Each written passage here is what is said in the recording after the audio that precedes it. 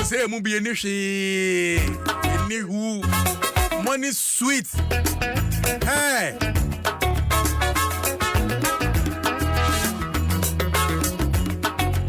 Mimi say Blaster Square pa wutimi kwa jipa na wutimi enkrofo se chese titi enkrofo pe you know amode ye decoration kra akuzi be say omode kwata omode meningi wo wiase sada oh sir Saturday no energy wow energy in fact nje meningi sa je ne mo energy sa o say je ne mo energy sa ye party ye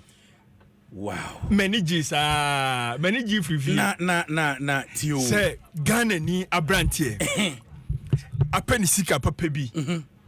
na sika na wenya no oti medi bi yes o filisika ne bi medi sika no me sika na enu hu se oba me he we di sika no ma me hu sika no he emfo hia nkan kwasiasem sebe emfa ho kire nkan kwasiasem wow senior abrantie edi birthday na oma birthday ayefei na oma sika esu minya ya anka every year bia ye benya birthday we be 4 e okrum ha titi minyini se nipa nyina be yesa ene mi omo ye na obi an me come on be because unim because me dem aso to phone titi waso no emfa me ho say ni omo kan say ni omo me eti odi me say for the first time I'm tifie na mani agi mitrim no be di ni birthday mi ni obi but mani agi man say Nyankopon adom no ayi no afiri ba bia no hye na wa bia business ahodo a me see mani agi man say but we wache yen senia ye disika enye sanko o wache yen sedie ye pesika ni ye disika hwe ye susua no won ye hu bi wo ha ye de nyamesum kata ye saa ma wo hu sika kura na wudwane ase wo ben sika no wa ye bone ase wo ben sika unko heaven ase wo ben sika wa bra bo wa hwe ase ezu be kwa so dem na sikafo na gi front row me see for the first time minya yanka badista me di 19 years anka wo be plan wo de wo be di 40 years wo de planning ase wo be di no wadi a che ne de no anka bebia sika me bese me hia ne keke wo no de na me bisa ni se me sire no enye late isika no open ni say your friends am boss afi open ni say and go busa ne source of income and you obi a problem and go for busa o say no nya no we be onya no no omo ka onya sika na aka no we bi so obi so ono so nya na wo he on say obi a wa ye ni nyuma o obi a o manage over 20 companies board chairman our businesses Uganda, Kenya, Tanzania, Nigeria, Ghana. Debut you. Yeah, cause we are saying how can say because me tipa na mentie because unim me inform me who say you obi edi here ye mi say okoye ohia duro na obi nye sika all of a sudden people cho bra video no de waji na ni me no etie no so wie na se sika no e wo Facebook say unim say ade oye sika nko a wachicha ba economy na enye easy o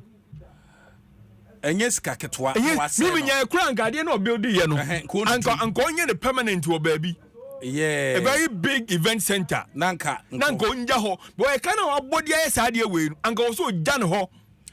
enti ekufo ado omo hu se ye wo bi wo ha sa o ska nkom kwaji ska kra no edikosi cathedral no omo hu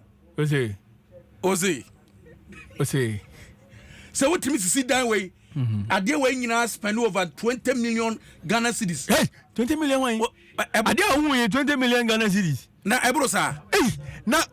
flight nkwa ye twa ma for the free debi me ka de kono nkwa o de kono nkwa 20 million Ghana cedis yeah me da to e wan hwe bro na 20 million ya che ho mu for ya che ho mu for 20 million Ghana cedis me de minimum see me I don't even want to know how much he spent was but what say social media there obeka but on nkwa no nim ahia wa spend it what say onye bi adibi unya bi adi but Titi me suye ba ko be zesia na why party ama the most important people aka street one on street there ba ko they say me hu say enti odi am sere no baby owo bia wa ani mu no yes sere no Richard ni amakoi on say fortunately okrama me din ba ko papa din ba ko me say Titi me din ho ya papa Richard ni amakoi no me din ho ya papa say why match why what sorry obi ansu ni su me match born me tegana ha me eti one friend match bonds association thing na akufu ado so match bond me o chase ni oh nti me do baby ankofo kan si utu no asem no say why party enti say pa na o shesi to the ankofo kan na make onye say me madwene the ankofo aka kire me e na me meti no ni ka kire no enu omo sa say chese obi a wo kolego no na onyini ye one room na wanya sika wan kai wachi o kolego no ho wam se chese ebinum kra anya ye friend say sebe udidi afa cheme ejanan facility chese ebi kra ni kolego no ho na watimi ase sika we overnight 24 hours sika no asay afi o mo say oni yire nti nko wayire a kani na beka che ne say ma on say sika ne taa awari ajai de nkrofo aka na me ka che no say no in fact birthday party na here no e solid e kama but nkrofo say Ghana companies are access no ka betim dia revival bi kwamisi jina ma obi owo oba tie debi o tie enkofo se enkofo ska me Ghana for omu ye Ghana for what o man bi mu omu ye Ghana for chese enkofo on tax me enye ho ne obi a won employ thousands of people I want the business mu are on to be obi don on Ghana on na budget na se na Ozire, e da say who wan say. Enkofo so mo kana make. Enkofo musika. That be why you guys attacking. Enkofo no omu musika. Business man go say. Omu musika no omu share say ni edi no. Why? That be o. Ade be course so a. Enkofo ka ho asem. Enkofo say. Ade na ade ka akoshe fridge mu na pepa ho. What is the problem? Obi no kra ne cars obeso a wonim say obeso your problem omo pa car no ba ko ye eyi pa o car esi e condition mu na every eyi bia na opepa problem ni saying Titi me say wonim for the first time in my life I've learned to see positive in everything. Obisika wenya why me say who ti we me no ka say me no ka say ni bona o ka say o ti say ni bona o ka say me sukra say ni bona o ka say o sika na say sika no anga say sika no anga the year we o the say ni pa no e bia no rent 2 bedroom ni dia na bia na ye ni 20,000 obi so rent 2 bedroom na ye je no 5,000 I don't know go high 5,000 ye no go rent 20,000 mama tie o me see wo nyesika wo de ba ye de je say me see me nyesika me busuafo be dibi na me dibi na me di mesika ne so fi aseme na okay enkrofo say enkonya kra nkoko Black Beach your friends event wo omo nyom sika no mo atie se ni o selected nipa bi abet say 100 no bi guys unu nyanza nga wo sika je omo nyom sika omo be kwa ya omo be fa so dia yo so onye omo nyom sika na so omo di ni nyina bebre president no dey say Ghana e your mom problem Titi wo and then my disappointed in you. You my disappointed because I'm disappointed in you. Problem is because obida ayarasabia a wo pe yes me ma unye kwa me see yesu ebra but when me sesika we say me see yesu abra odi eduhwam me hu sesika no say to me ode tie me see yesu abro di obi di edunyam ekogu ni na so na one of ni disciples ka say edunyam ya odi egu Yesu na so ni boarding anka ye betumi aton di ahwe ehiafo o ti ase wo kan say o say me de confession wo but o say ehiafo de o mu no betina da ntade na wa no e ya de papa de wa hye hu nkronkron ni monyam me say obi na wonya ni sika se wo wiase nyanse nyira ya de nya sika kopɛ sika wonya ntse ne de na opa o de na ndi ubetimi dia ayekota na Ghana ka safa so obia nje obia se ne obia ndi obia sika wo krom a ento opekra obetimi akɔkyekyere po kwa minzia so de obi nkyere wo se ne awudi sika why employ thousands of Ghanaians and mani nyina ni because of nipendi no ochira oda honas on timi beja na ni sika ni nyina ayekwa be de no kra so planning be 5 years ago na say we body 3 post of so ye bibi into we planning be de no 5 years ago when the club be baba na so no sika na baba mo izin wa kwana papa da or multiple the next year ska as a year dam afran oya afar bozi unmu nipa do enye sika out of this baby but unim say media kwan bi so no me nim de I say a birthday party keke yeah and come me nim say bibi no person wa achieve me ade bia wo team me ni hobby anga bi me wo so anobe sorry efie ba me nim adwen wo team say adwen wo me team say me be work and happiness na wo ye ne but e bi ta echi bo bi anim umpe ena unim say what so ube say bi say me man on say scan we nka say wa say scan but sir on say sika no say sika ye say no eye sika se wo yi efiri wo ho a sebe wo ho kirew ena o ka say wa say sika obi the scan wo yi no sanka sika e be born from anko be yi obi a wa control over 20 businesses enya ni sika e ti say obi zo nim sika yi so a anko be nya say sika no kakra na aka no wa cha ma ye ho akire ye no we dissemination of income say sika kakra wa chiche de oye decoration enya sika ni bi omo ometo nyum enya sika ni bi omo so aka enya sika ni bi omo ye we ni onu aduane de okofa atade de we de oye we unim sika dodo wa cha okrom ha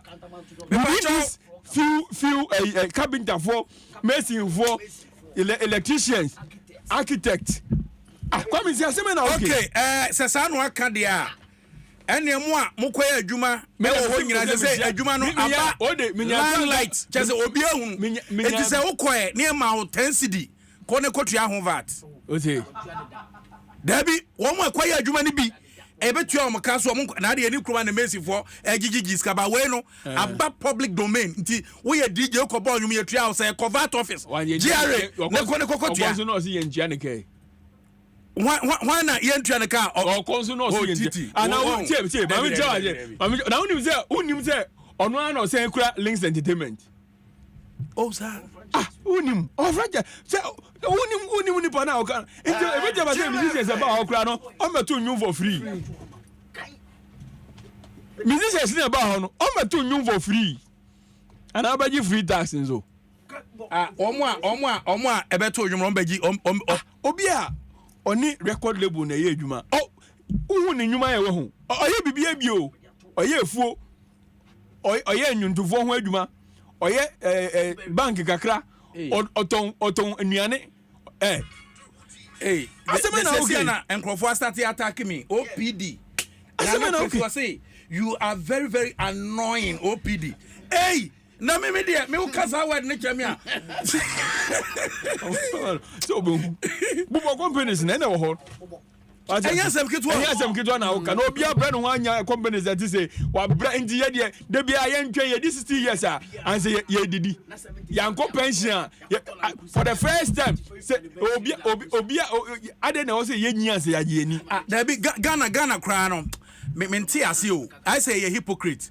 sometimes mama ye ni nyuma Nigeria ni na me say cause ba me so power obi a odi ne birthday me personally me nchia no and me when you kwa enu bi Ghana for Ghana make Ghana for no yenya chum. Me, I'm annoying you. You are annoying here. Enti the odaya dem paso. Se na wunya sika nkotua wo yade ho ka. Ye be so mo yade. Nyame wo ne Nyankopɔn enhyira wo hwe. Because said ye kan wuntimi nkyire sika ni de omfa de sika nye. Ni nyina ba besi ho. Enti wo ye adwumaden a said ye wo busa papa no source of income no eno moa wo. Dwene kwan a usu benya wo fa so a usu be dey ebe as simple as that. Oh, I feel say wo ko gine obi sika wenya ho. Hey. Erade mama say sika we bi. Na me so me next birthday me yen konkro. But I didn't suit no share no nya na. Emfa me ho so share jara bia. So people are talking about suit no share say. Inipa ni abaye bia. Now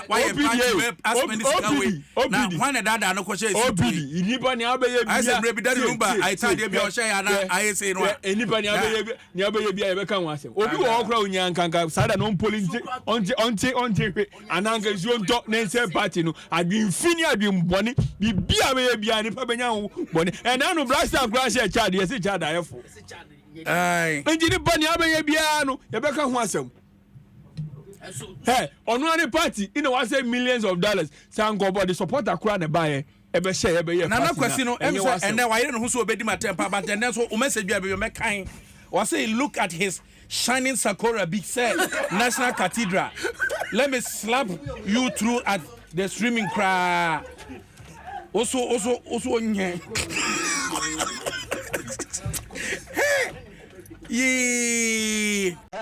Jim FM 106.3.